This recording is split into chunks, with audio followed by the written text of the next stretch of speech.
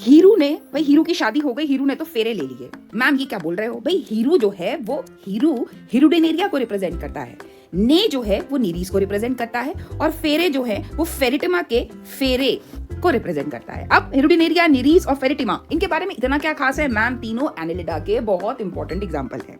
बेटा phylum Annelida के अंदर से काफी बार क्वेश्चन आ चुका है। वेरी सिंपल, याद तुम्हें सिर्फ 4 पॉइंट रखने हैं। एग्जांपल हमने कर लिए, अब 4 पॉइंट ध्यान से सुनो। अगर हम बात करें एनेलिड्स की, बेटा या तो ये एक्वाटिक होंगे, पानी में मिलेंगे, या टेरेस्ट्रियल लैंड पे भी मिल सकते हैं। पानी में है तो मरीन वाटर में भी मिल जाता है, हमें फ्रेश वाटर में भी मिल जाता है। दूसरा, फ्री लिविंग भी होते हैं, और लीच याद करोगे, लीच कैसा होता है? पैरासाइट होता है ना। तो कुछ फ्री लिविंग फॉर्म्स भी हैं, कुछ पैरासिटिक फॉर्म्स भी हैं। नाउ एनालिड्स जो हैं, इनके पास एक organ system level of organisation, बिल्कुल ऑर्गन सिस्टम मौजूद होते हैं। अभी हम पढ़ेंगे न्यूरल सिस्टम, एक्सक्रीटरी सिस्टम के बारे में, पॉइंट्स याद करेंगे। बाइलेटरल सिमेट्री इनके अंदर मौजूद होती है, ट्रिप्लोब्लास्टिक होते हैं, और सीलोम की मौजूदगी होती है। अब एनालिड्स के बारे में सबसे खास बात क्या है? सेगमेंटेशन, मेटामियर्स, यानी बॉडी को अगर तुम ध्यान से देखोगे तो इनकी बॉडी क्या है? छोटे छोटे सेगमेंट्स के अंदर, ये अर्थवर्म के सेगमेंट से छोटे छोटे इक्वल साइज के। तो बॉडी क्या है? बॉडी इन मेटामियर्स की फॉर्म में डिवाइड होती है, और मेटामियर्स क्या है? इक्वल सेगमेंट्स होते हैं जिनमें ये बॉडी को डिफरेंट सेगमेंट्स में डिवाइड करते हैं मेटामियर्स। तो मेटामियर किसके लिए खास है? बेटा एनालिड्स के अंदर ये देखे जाते हैं।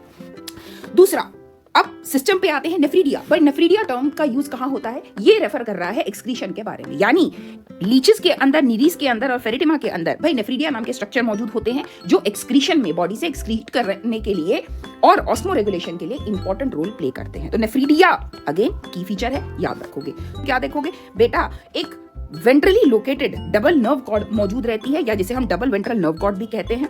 दूसरा, यहां पर सिंगल गैंग्लिया मौजूद नहीं रहता, सिंगल गैंग्लियन नहीं होते हैं, पेयर्ड होते हैं। Very important, again another important feature. तो वेंट्रल नर्व कॉर्ड हो गई, पेयर्ड गैंग्लिया हो गए। अब आपस में ये किसकी मदद से कनेक्ट होते हैं? बेटा कुछ लेटरल नर्व्स निकलती हैं, ये क्या करती हैं? ये मदद करती हैं इन पेयर्ड गैंग्लिया और वेंट्रल नर्व कॉर्ड के बीच में कनेक्शन फॉर्म करने के लिए। तो एक पॉइंट हमारे नेफ्रीडिया का, एक पॉइंट हमारे न्यूरल सिस्टम का। तो ये 2 की इंपॉर्टेंट फीचर्स हो गए।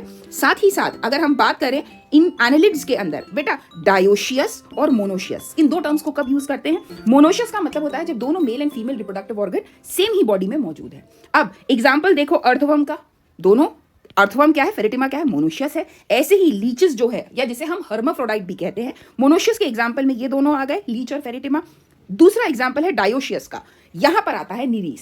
भाई नीरीज के केस में दोनों के दोनों सेक्सेस जो है वो सेपरेट है, और आमतौर पर अगर नीरीज को ढूंढना है, बुक में एक छोटा सा पॉइंट लिखा है, एक्वाटिक एरिया के अंदर नीरीज जो है वो देखे जाते हैं। ठीक है, तो अगर क्वेश्चन में वो पूछे मोनोशियस होते हैं या डायोशियस होते हैं, बेटा दोनों फॉर्म एनालिडा के अंदर मौजूद होती हैं। सो विद दिस फाइलम और भी तैयार करेंगे, कमेंट सेक्शन में प्लीज मेंशन